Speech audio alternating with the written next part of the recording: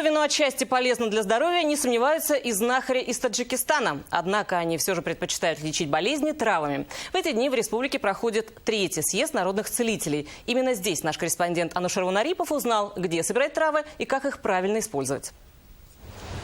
Доктор Тахири каждую неделю выезжает в горы, чтобы собрать лекарственные травы. Причем за несколько десятков километров от больших населенных пунктов и автотрасс.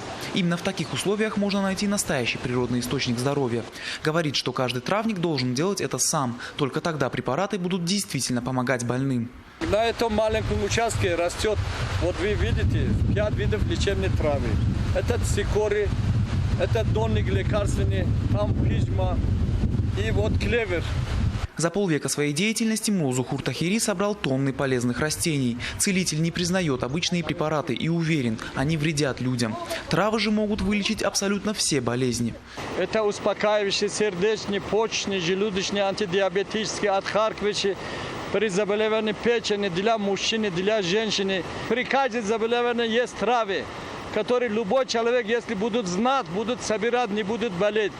В горы вместе с доктором приехали более полусотни целителей со всей республики. На съезде знахари обмениваются знаниями в сфере использования растений. Они стремятся создавать настойки и бальзамы от тех болезней, которые врачи пока лечат традиционными методами и синтетическими лекарствами. У нас в стране более 500 лечебных трав.